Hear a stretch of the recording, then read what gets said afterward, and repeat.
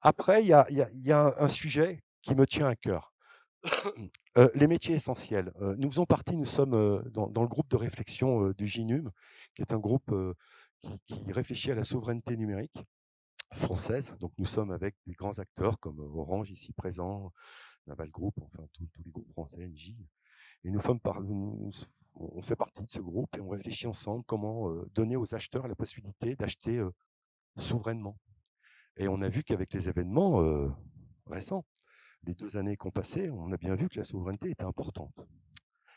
Et nous, OpenBee, ben, on claironnait ça depuis aussi quelques années. On a toujours un petit peu un coup d'avance, hein, et on nous prend toujours un peu pour des gens pas normaux peut-être, mais c'est marrant parce que ça se vérifie à un moment donné. Vous voyez, donc quand je parlais de souveraineté, il y a 4 ans en arrière, ben, il y a des gens qui m'ont rappelé en disant, mais dis donc, tu avais raison, c'est vrai qu'on n'a même plus de réseau hertzien à nous, tous nos systèmes télécoms, on les importe, on n'a même plus une carte qui sait faire de la fréquence, on n'a plus d'ingénieur fréquence, on n'a pas rien. On a tout dématérialisé à Taïwan. Et donc ça, NIS 2, c'est une réglementation européenne qui est portée donc par l'Europe, qui va permettre à des métiers essentiels. Alors, ce que l'on appelle des métiers essentiels, ce sont les métiers qui permettent à un pays de continuer à fonctionner.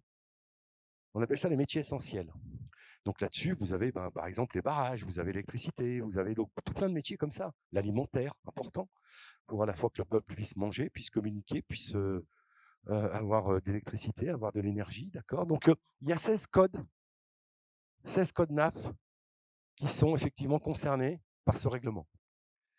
Ça concerne des entreprises supérieures à 50 salariés. Ça représente en France 50 000 entreprises. Donc vous êtes peut-être concerné ou pas dans nos clients ici présents. Et ces 50 000 entreprises vont être obligées de se conforter à un règlement européen.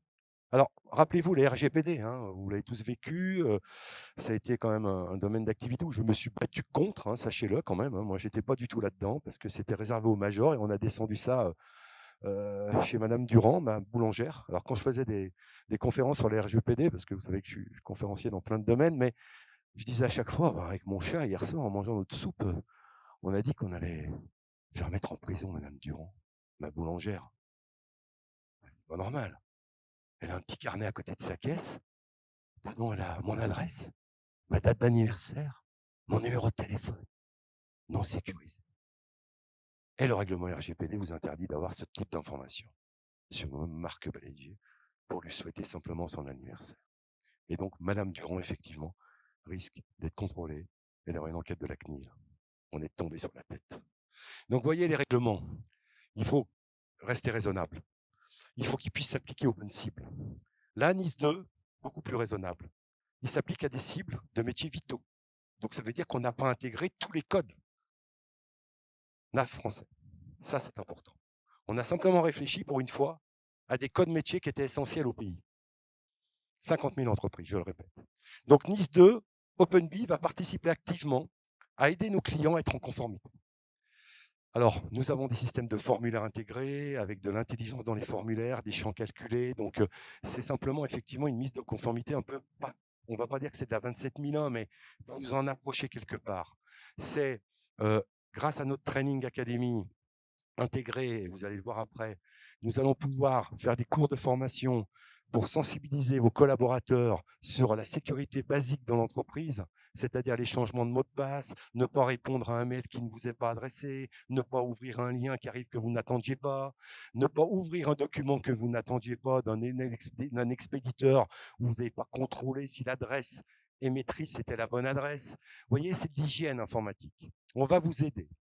La V7 va vous aider justement à sensibiliser vos collaborateurs qui auront une licence d'accès à effectivement la cybersécurité. C'est un vrai sujet, la cyber.